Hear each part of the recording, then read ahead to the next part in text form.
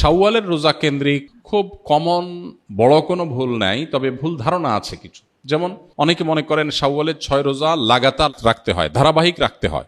যদি এই ধারণা এখন আস্তে আস্তে পরিষ্কার হয়ে গেছে আমার মনে হয়।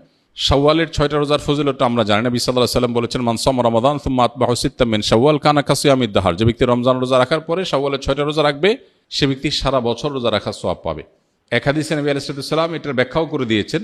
বিষয়টা এইভাবে যে রমজানের 30টা রোজা সচরাচর সর্বোচ্চ 30টা রোজা হয়, এটাকে প্রত্যেক আমলকে আল্লাহ তাআলা কমপক্ষে 10 গুণ বাড়িয়ে দেন। তাতে 30কে 10 দিয়ে গুণ দিলে 300 হয়, আর শাওয়ালের 6টা রোজা রাখলে আর 6 দুগুণে 60 হয়, তাহলে 360, চান্দ্র বছর হিসাবে 360 দিন। অতএব পুরো বছর রোজা রাখার সওয়াব পেতে হলে রমজান রোজার পরে শাওয়ালের 6টা রোজা রাখতে হবে। এই রোজা রাখার ক্ষেত্রে কোনো ধারাবাহিকতার শর্ত নাই, ভেঙে ভেঙে রাখতে পারেন, একসাথে রাখতে পারেন, যেভাবে খুশি রাখতে পারেন। এটা হলো একটা ভুল ধারণা সাধারণত, যে একসাথে রাখা লাগে কিনা অনেকের ধারণা হতে পারে।